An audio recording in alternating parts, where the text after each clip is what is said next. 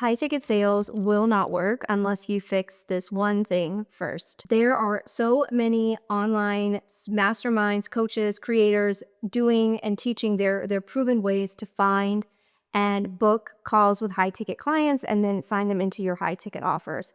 And somewhere along the line, that has gotten completely off center. And now instead of treating your high ticket clients or any client like the premium asset they are, because the reality and no business is successful without the sales component. If people are not buying, you do not have a successful business.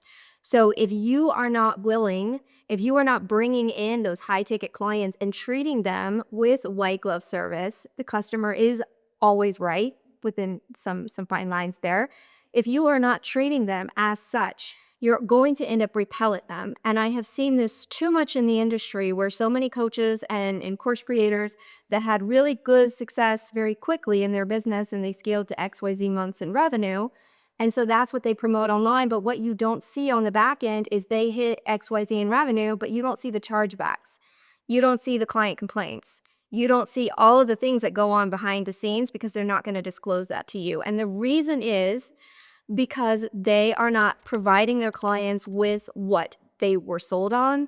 They either oversold them on the sales call and then underdelivered on the back end, or the poor delivery inside of the container. If you're a coach, that's probably very familiar to you. Where somebody comes into a program that you're selling, you're charging $10,000 to access your frameworks, or somebody else is charging you $10,000 to access their frameworks, and you come into their program and they ghost you in Slack. You can't get a response from them. You're delegated to team member after team member after team member. You cannot do this in 2025. I am highly doubtful that that really even worked in 2023, but I will tell you in 2025, you cannot treat your customers like an option. They're an asset. They are the only asset that you have in your business. So in 2025, funnels, messaging, positioning, all of that aside, you absolutely have to have the right customer service, the right white glove strategy that's bringing them in before they even become a client. And that's what I want to talk about in this video. So many of the funnels that I have seen set up through the years that I've even had people teach me and show me their funnels and how they're doing things and the systems and the strategies that they're using to bring clients in are actually not built for premium clients. And so what happens when I was using some of those strategies to test early on in my business years ago is it would intrigue people, they come through, but it was only bringing through the people that couldn't afford the service, or they didn't really see the value in what I was offering. And so every time I would get on a sales call, I was unable to close because, while all of this is going on, while I'm bringing them through my funnel, bringing them through my ads, I've got, all these texts going out, all these emails going out, they're getting inundated. So what was happening is before anyone could even book a call with me, they were already unsubscribing, getting frustrated, felt like they were getting spammed, all because I was doing what was industry standard. So I am here to tell you today that for premium clients, truly premium, $5,000, $10,000, $15,000, $60,000. Yes, follow up is essential. Yes, staying in contact is essential. Email nurturing, text, all of that. But if you do not set it properly in your business, you are going to send away those clients that you truly want to work with, no matter the messaging and the positioning you have. All of these automations are going to repel them, and you're only going to bring in the people who can't afford it or curiosity seekers, unfortunately.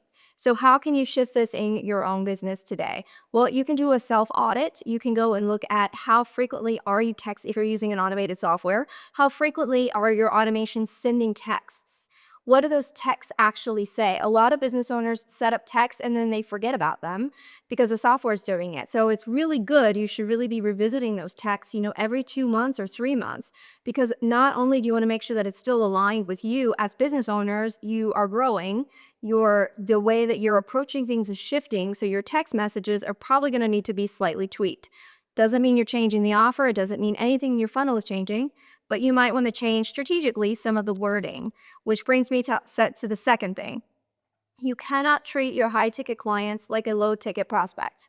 What I mean by this, you cannot have poorly worded texts, no grammar, uppercase is not even in existence, and no mention of your business. Again, I don't even know that those strategies worked in 2022, but I recently went through somebody's funnel and I was very intrigued by something that they were selling. And I went through their funnel and the person texted me back. I'm sure it was an appointment setter. The appointment setter texted me back without any type of context on who they were. So I only remembered who was texting me because I went back to the thread.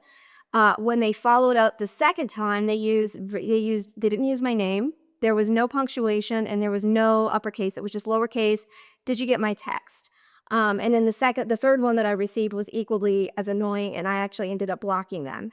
And again, this is a really solid. This is a a very well known professional. Probably isn't aware that their appointment setter is even messaging like that. Maybe they are. Regardless, I consider myself a premium client. I am always paying top dollar for the services that I invest in. And because of that, and because of the clients that work with me, because of the clients that I engage with, my experience with Fortune 500, ultra high net worth clients and celebrities, I can tell you that is repelling those clients that you want to work with. So if you have been told in the past under the guise of looking busy that it's best to just send off a quick erratic text to make it look like you're so busy you don't have the time to properly punctuate your sentences, again, maybe that worked in 2022. Again, I'm very skeptical, but it's definitely not going to work in 2025. For every person who comes through your funnel, especially with high ticket, you have to go in with the mindset of they're going through 4 other funnels at the same time they're going through yours at a minimum. Which means if somebody gets on a sales call with you, you should always go into that sales call with the mentality that there are 4 other people that they're also getting on sales calls with, 4 other businesses, 4 other services that have a similar offer to yours. So that is why all of that is so important. I do not care what the experts say. Most of them are actually speaking to low ticket funnels. This is for premium clients. They do not want to be treated like an afterthought. They know they're more market savvy. They know you're not that busy.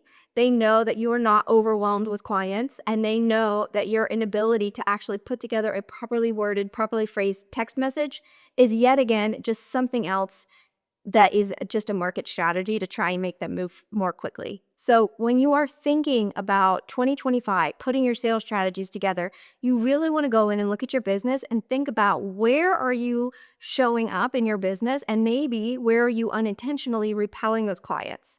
Because unfortunately, what I just described is something that I have been trained to do inside of high ticket masterminds, and I will not do it, and I refuse to do it.